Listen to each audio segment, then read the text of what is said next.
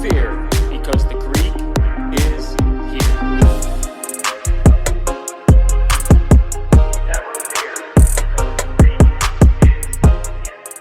Welcome everybody to Greek Speaks. This is my new channel where I'm going to be talking just everyday events, current things going on in the world. But first things first, help me get some subscribers. Please like, subscribe, and hit that notification bell so I can get some people. Please. Please. Okay. But today we're going to talk about, is Kamala Harris the savior? And we're going to do something that the mainstream media doesn't do. We're not going to protect Kamala Harris. We're going to show you what kind of person she is, show you her record, because the mainstream media likes to flippy, floppy, flip, wish-wash. Now all of a sudden she's not the border czar. Everything you see, it's an anointment. And yeah, if you can't tell, I'm a Trump fan. Okay? But you got to look objectively at this stuff, because what the media tells you right now is, from 2 weeks ago, nobody wanted her as the candidate. Now, all of a sudden, she's the best thing since sliced bread. So what is the truth? Because there's always truth. She was in charge of the border. Now she's not in charge of the border. And, you know, I have clips, which I'm going to play right now, of her before Biden dropped out, of the mainstream media before Biden dropped out, and after Biden dropped out. So catch these clips right here. Border czar. Vice President Harris was not a border czar. Meantime, Vice President and border czar Kamala Harris facing some backlash. What he said about Harris and immigration was not true. She was never appointed border czar. And this will be her first visit to the U.S.-Mexico border region since she was appointed as the border czar by President Biden. People gonna have to counter the misinformation. You already hear folks talking about the border czar. She wasn't the border czar. President Biden tapped Kamala Harris, Vice President Kamala Harris, to be the border czar. Now, she wasn't the border czar. That's what Republicans labeled her. They were very critical of Kamala Harris, especially in her role as border czar. Now what she's up against is folks lying about her border record, calling her a border czar. Kamala Harris, who was appointed as the border czar. The Biden team didn't declare her the border czar. They wanted her to work on kind of the root causes of immigration. There has been so much criticism against Kamala Harris. You know, she was the border czar. Calling her sort of the border czar, which wasn't necessarily the case. So the border, if they weren't planning to address it in a major way, do not make her your border czar. She met with some of the Northern Triangle countries, but nothing has effectively changed. As you can see, the mainstream media will do whatever it takes to anoint Kamala Harris. Now, just a few weeks ago, you saw in the footage, Biden, before he dropped out, people saying she's the border czar. Now, all of a sudden, the same mainstream media, she's not the border czar. The great thing about this, and this is why I love this, is we have tape of them. But when they continue to say she's not the border czar, and you talk to your Democrat friends, they will spew the same, she's not the border czar. She never was the border czar. Oh my goodness, what are you talking about? She wasn't in charge of the border. Or the best is, I've seen some Democrats say, well, what can the vice president really do about the border? She's not in control. She has no control of things. Well, the fact is yes, she does have control. She does have a lot of power. Okay? She can make changes. What can they do about the border? The Democrats wanted the border bill, but the Republicans wouldn't sign it. I've heard that argument before. Trump squashed the border bill. How hard is it to close the border? You don't need a border bill to close the border and start deporting illegals. But let's look at further things that Kamala does. So I will show you clips now, and then I will talk about what we hear in the clips. So here's the first clip. You're considered the most liberal United States senator. Somebody said that, and it actually was Mike Pence on the debate stage. But yeah, well, actually, the nonpartisan GovTrack has rated you as the most liberal senator. You supported the Green New Deal. You supported Medicare for all. You've supported legalizing marijuana. Joe Biden doesn't support those things. So are you going to bring the policies, those progressive policies that you supported as senator, into a Biden administration? What I will do, and I promise you this, and this is what Joe wants me to do, this was part of our deal. I will always share with him my lived experience as it relates to any issue that we confront. As you can see in this first clip here, she is the most liberal senator. Some would say she's more left than Bernie Sanders. And this isn't just me. This is coming from many on the Democratic side. So how she views things and how she is, do you want that radical of a position with the way she's going to view things? How she's voted in the past, we know this. Do you want that kind of person running the country? And I implore all of you to look further at things and how she does her stuff. Now, we're going to watch another clip here and just take it in and look at it with your eyes and see, is this what you want out of your country, your leader of your country, stance-wise? And I want people to actually look at it with the policies and not go, you know, I don't like Donald Trump and that's why I'm going to vote for her, because that's a mistake also, okay? So let's see the second clip. Plastic straws are a big thing right now. Yeah. Do you ban plastic straws? I think we should. Yes. I think there's no question that we've got to critically re-examine ICE and its role and the way that it is being administered and the work it is doing. So would you ban offshore drilling? Yes. And I've, again, worked on that. Raise your hand if you think it should be a civil offense rather than a crime to cross the border without documentation. Can we keep the hands up so we could see them? Back to the United States Congress, here's my point. If they fail to act as President of the United States, I am prepared to get rid of the filibuster to pass a Green New Deal. I am in favor of saying that we're not going to treat people who are undocumented across the border as criminals. That's correct. That is correct. Will you commit to implementing a federal ban on fracking your first day in office, adding the United States to the list of countries who have banned this devastating practice? There's no question I'm in favor of banning fracking. For far too long, the status quo thinking has been to believe that by putting more police on the street, you're going to have more safety. And that's just wrong. But would you support changing the dietary guidelines? Yes. You know, the food pyramid, what people yes. Yes. To reduce red meat specifically. Yes, I would. The bill also says, quote, every individual who is a resident of the United States is entitled to benefits for health care services under this act. Not every individual who's a citizen, but every individual who's a resident. So you support giving universal health care, Medicare for all, to people who are in this country illegally? Let me just be very clear about this. I am opposed to any policy that would deny in our country any human being from access to public safety, public education, or public health, period. So, this isn't me doctoring up clips. This is her own words, as you can see here. She wants to get rid of plastic straws. A lot of countries have gone to that. Whatever, that I'm not gonna like go crazy on that, even though I hate the paper straws. They're awful by the time you get to the end of your drink. And they can claim, oh, they're getting better with their technology. Okay, whatever. The big issues here is how she wants to reform ICE, maybe get rid of ICE, which is the Border Patrol. And also, she wants to give health care for illegals. And if you saw there, she doesn't see it as a crime or criminalize illegal immigrants. That is a problem. How do you fix these border issues when you view it as a civil crime and not a criminal?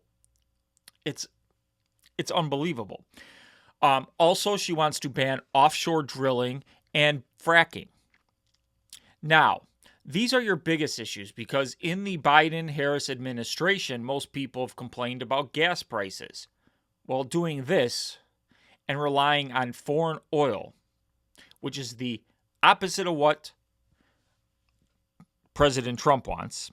He wants to drill, baby, drill, and get our own oil, which would lower reliance on international oil. America first. This in Kamala's way, these gas prices may shoot up to heights we've never seen before. And this isn't just me putting fear. This is truth. And, it's going to be sad. Also, we'll get rid of the filibuster to pass a Green New Deal. She will do whatever it takes to pass this Green New Deal, which is only going to harm everything in America and cause further inflation and price hikes and everything. Now, the biggest deal here is there's no evidence that more police equals more safety. Remember, she called for defunding the police. Less police is better.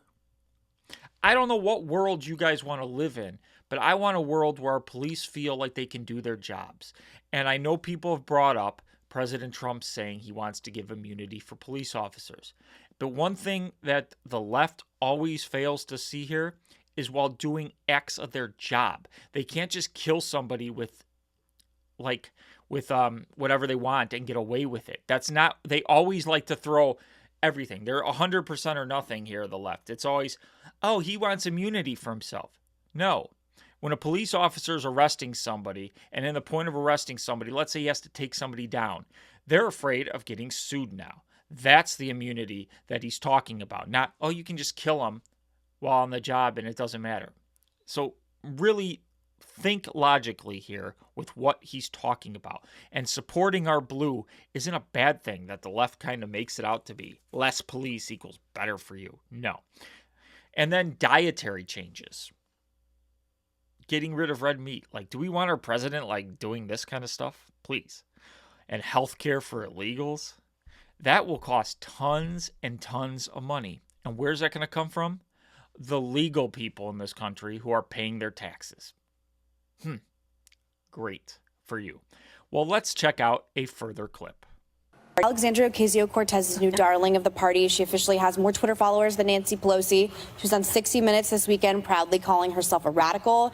And she's promoting policies like saying that every single carbon emission in the country, every car, should be eliminated within the next 11 years, everything from a 70 to 80% tax rate. Do you agree that she could possibly, in this ideology of the socialist left, could splinter your party?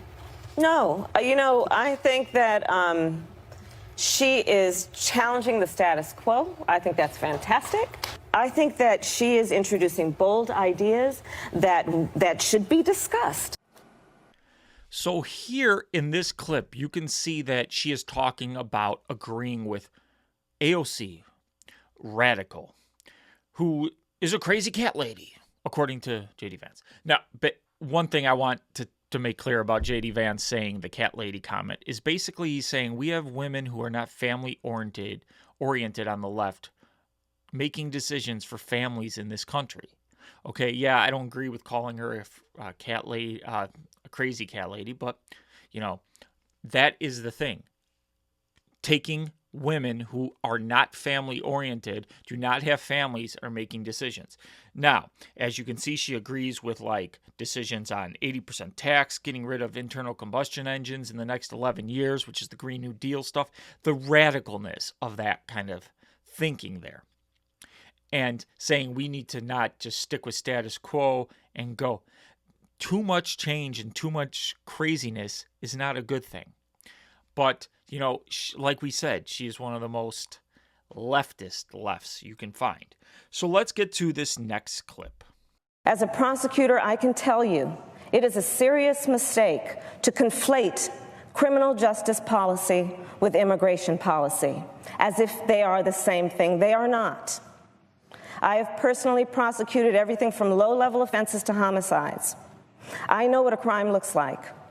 And I will tell you, an undocumented immigrant is not a criminal. Now here, further with the border, not seeing an undocumented illegal crossing the border illegally is not a crime.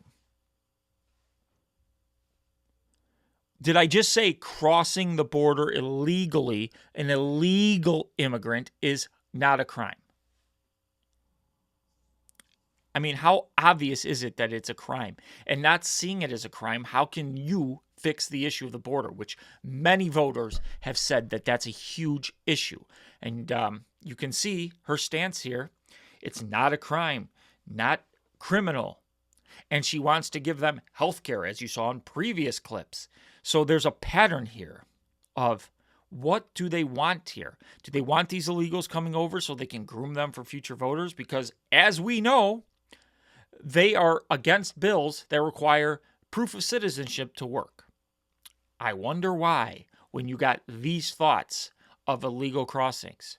And don't say, oh, you're a conspiracy theorist, Greek. No, that's the truth. What are they doing here? And how does this help you, the average U.S. American citizen?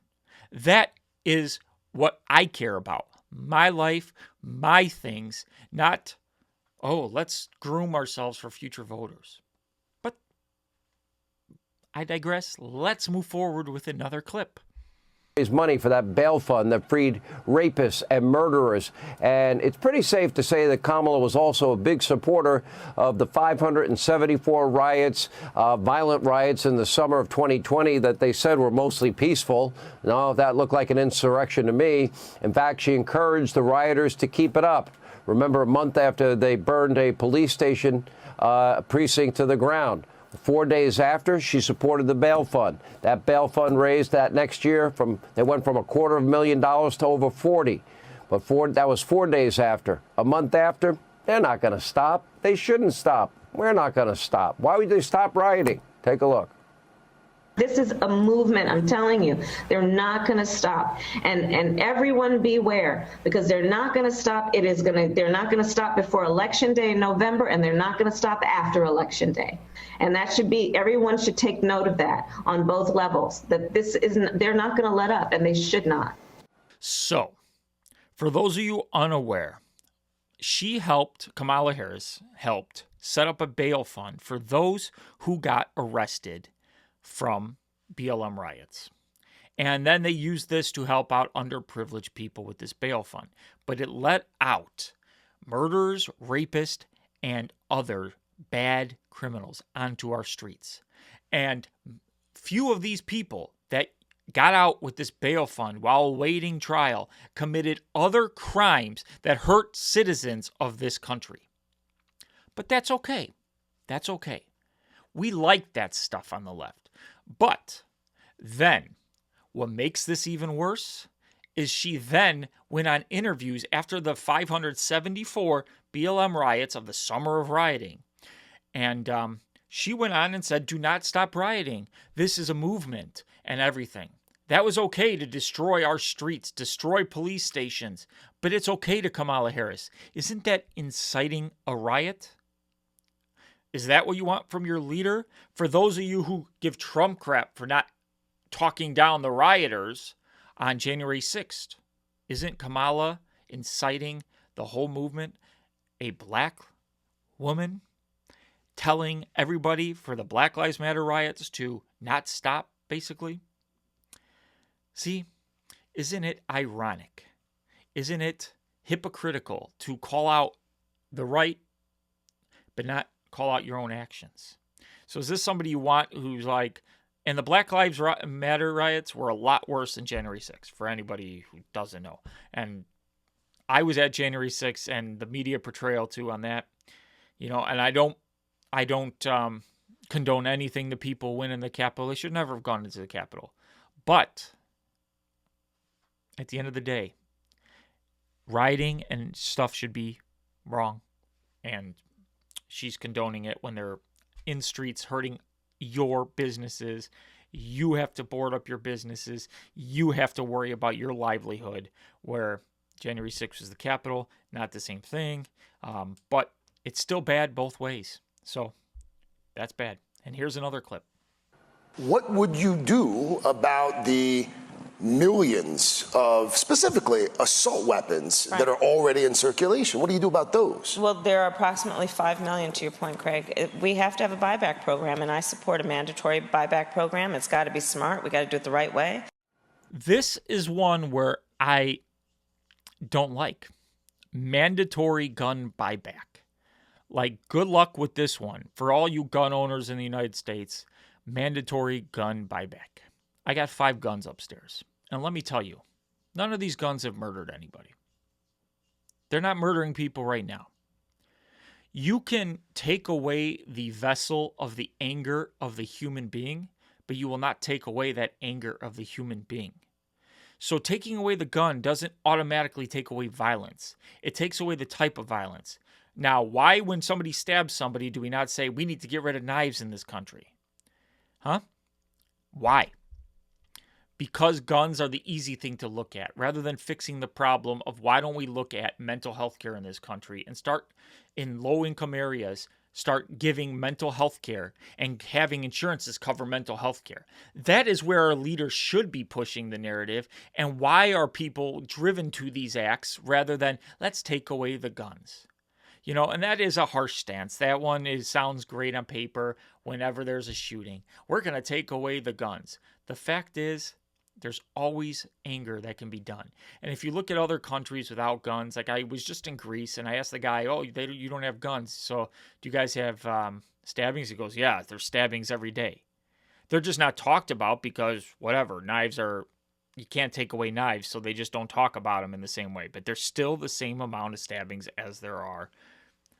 And in England, same thing. So you could take away the vessel, but how about we treat the individual, the person? Now let's focus on that moving forward, and let's look at some more clips of her radical ideas. If you had to be stuck in an elevator with either President Trump, Mike Pence, or Jeff Sessions, who would it be? Does one of us have to come out alive?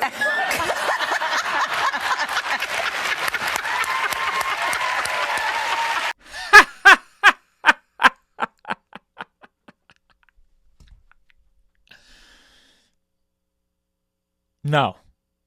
If I have to listen to that cackle anymore. And there she's joking about, do they have to come out alive? Very leader talk. Yeah, that was just a clip I threw in because it was kind of funny. And her cackle, it gave me a reason to talk about her cackle. Everybody's annoyed with that. I don't understand why you'd want that in office. So, whatever. If you like that, vote for that. And don't just vote for her because she's a woman.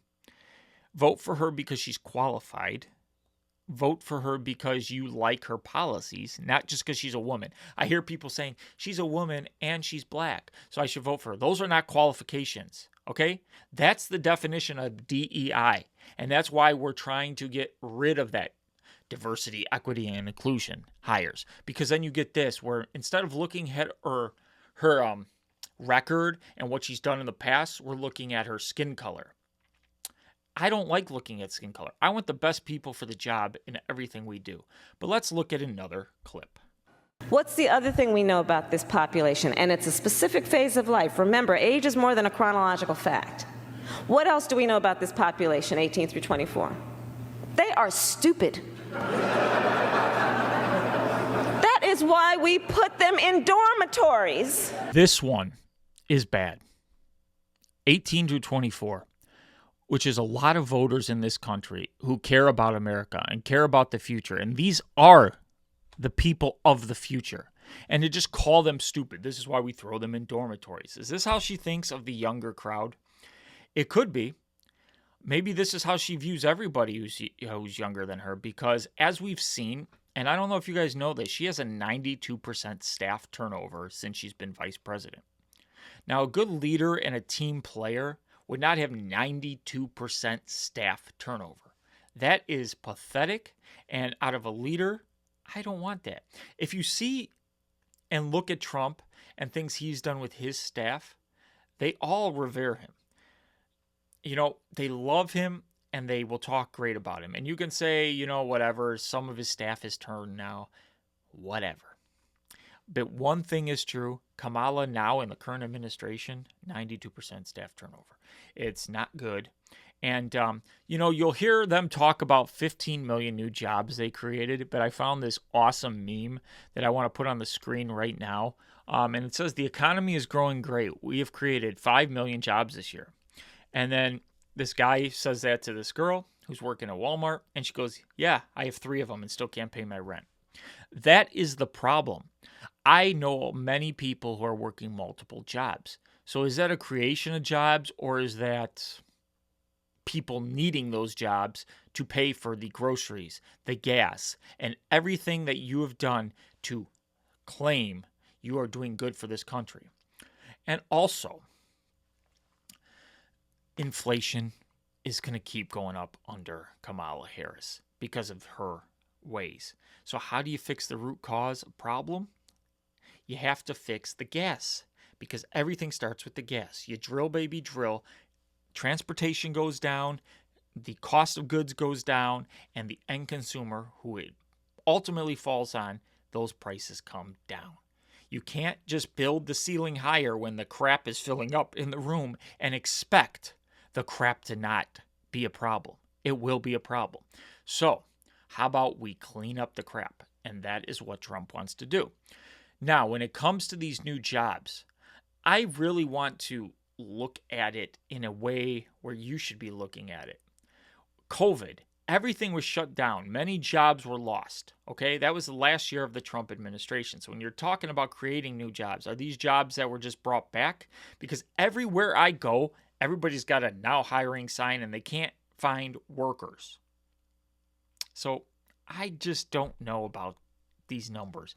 And for the economy being so great, why is your approval rating in the Biden-Harris administration so low? But I'm afraid that with the media anointing her and portraying her in a different way, you're going to forget about all these issues. You know, you're going to forget about all these things and you're going to vote for her because, oh, I want to do make history. If you want to make history and change the course of trajectory of this world, elect Donald J. Trump. And here, a picture is worth 1,000 words. I'm putting it on the screen now. Trump took a shot, got up, roared like a lion. Kamala is a snake in the grass. She knew about Joe's mental impairment. She didn't do anything. She could have. She lied to the American people. And she's got to answer for that. And you guys should demand answers for that. But I see nobody even caring about that. And Joe's just an old man. You know, when it comes down to it, you, as an American, have to look at the issues that face us.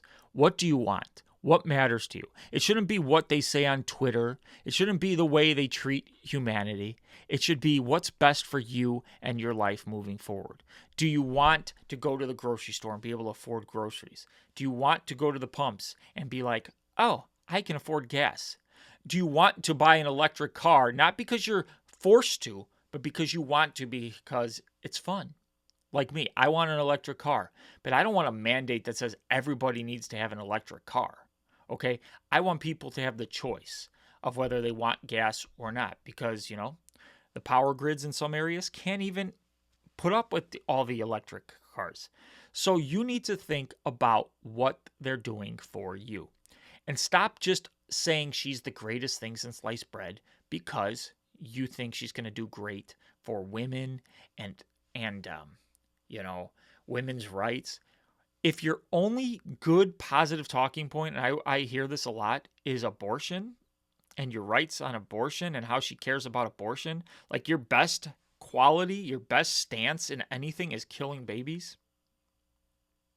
I mean, come on, people. Let's look at this. And many women go, I want the right to choose. That's great. We want you to have the right to choose. But how many of you are going to be in that situation where you need to choose? Like, how many of you women are going out there and actually putting yourself in this situation where you should have to choose on whether to kill your baby or not? Like, please. That is what we need to think about. Is that the biggest issue to people in this country? Like, at the end of the day, Roe v. Wade, I think a lot of you don't understand what happened. It gave the states the right to choose. And you can vote in your state on whether you want to legalize or how you want abortion to be run. It just took it away from the federal government. It didn't get rid of abortion. Your rights as a human being have not been... If you live in a state that happens to ban abortion, you can also drive to another state and get that abortion. I mean, if killing your kid is that big of a deal to you, you can do that.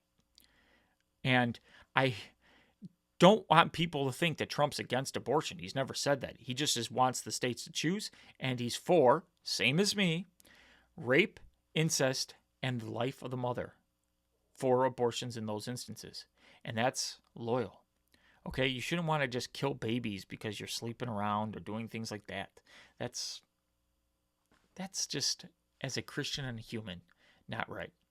So when it comes to the issues, the Greek has spoken. Look deeply at the issues that face you in this election, because this is an important one. Don't just look and be like, oh, I'm going to vote for her. Look at her record and then choose. I love you all. Please like, subscribe, and have a a great day.